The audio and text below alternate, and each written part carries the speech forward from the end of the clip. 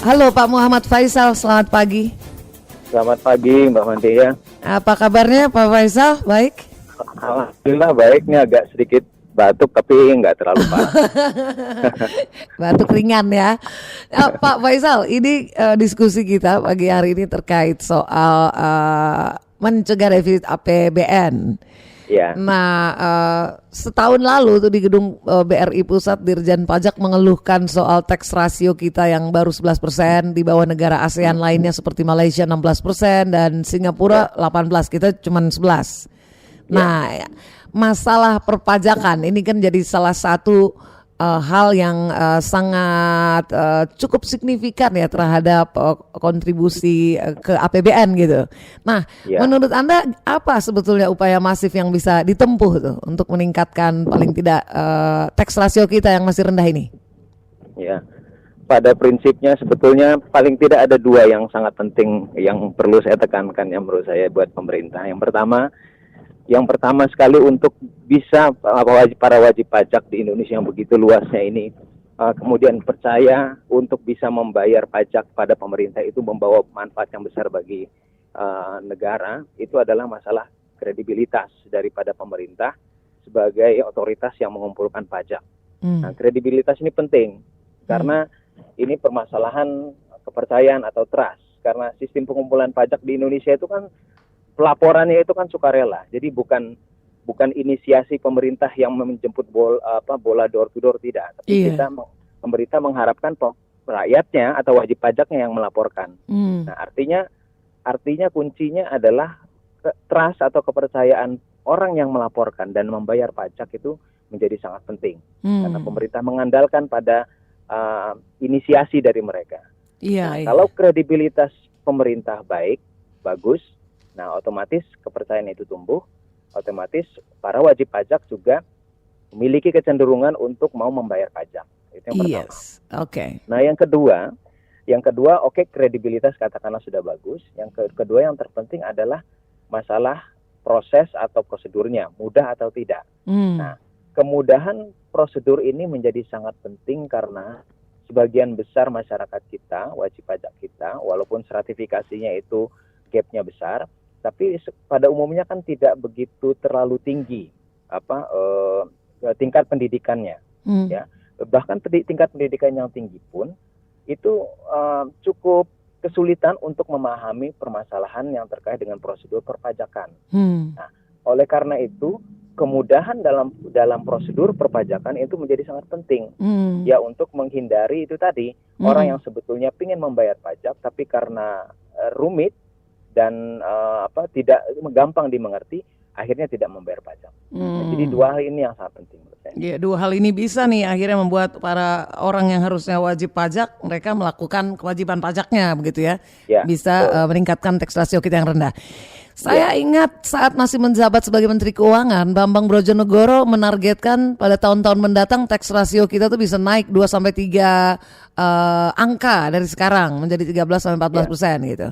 Menurut Anda dengan kondisi saat ini dan ke depan nanti kira-kira seberapa reliable ini dan apa saja langkah yang mesti dilakukan selain tadi kredibilitas harus ditingkatkan dan kemudahan? Ya, baik, terkait dengan target tadi yang seperti yang disampaikan oleh Menteri Keuangannya lalu Bapak Bambang Brojonegoro, ini juga ada kaitannya dengan kredibilitas nih Mbak, karena target yang terlalu muluk, ya, tentu saja ini akan mempengaruhi kredibilitas pemerintah terutama ketika tidak tercapai. Menurut Anda 13-14 itu terlalu muluk ya? Tergantung, jadi tergantung bagaimana permasalahannya, bukan hanya targetnya saja berapa, tapi apakah ada perubahan atau perbaikan dalam cara untuk mencapai target tersebut. Jadi kalau dengan cara yang masih sama-sama saja, kemudian targetnya dinaikkan, ya kemungkinan besar tidak akan tercapai.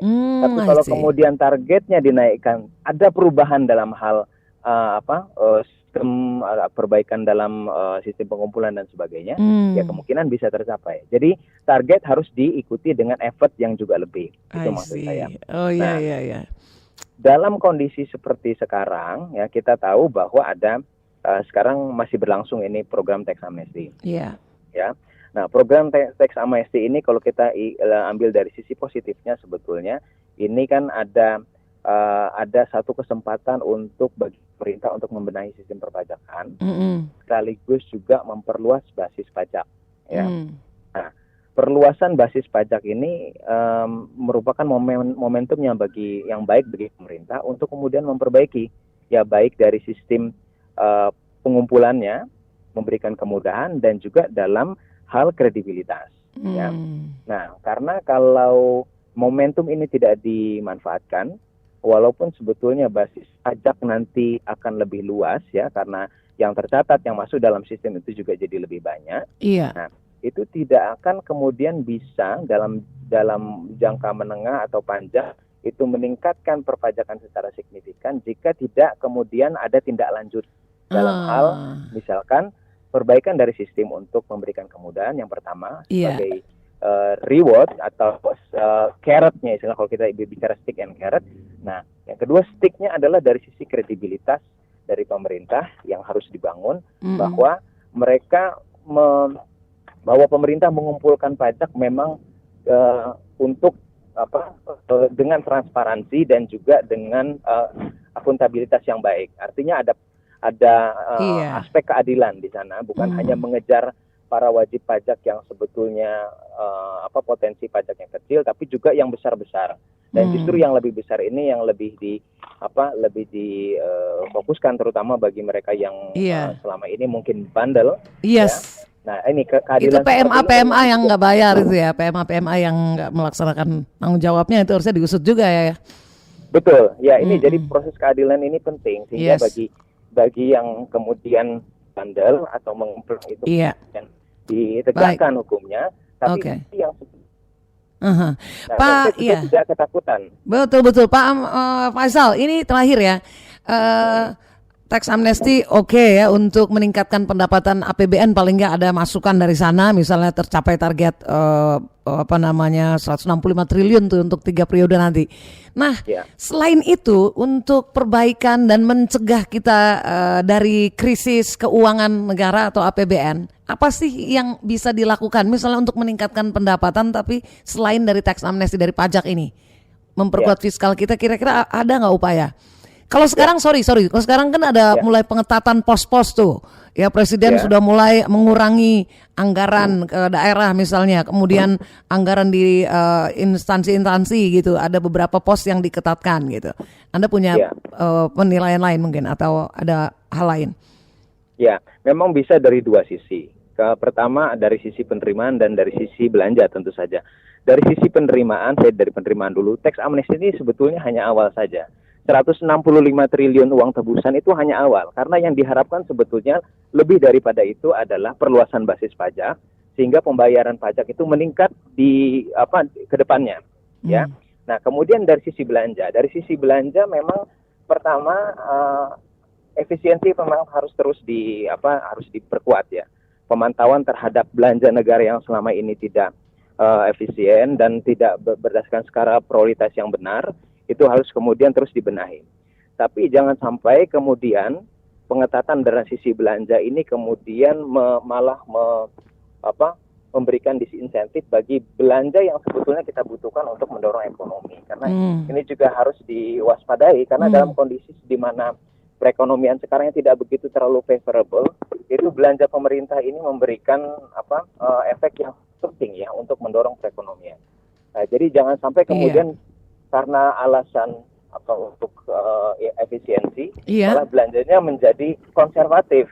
Artinya tidak, karena sebetulnya sudah dilakukan oleh pemerintah selama ini dengan mendorong infrastruktur, memberikan dana desa dan sebagainya, itu adalah program-program yang bagus untuk satu mendorong perekonomian lebih cepat, yang kedua untuk memberikan pemerataan.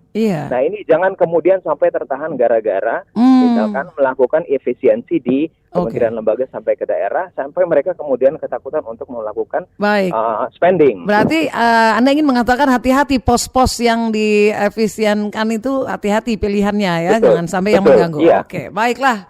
Terima kasih banyak penjelasan Anda Pak Muhammad Faisal.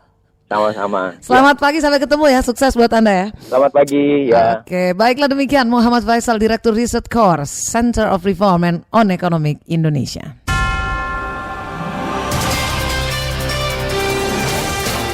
Panggung Civil Society.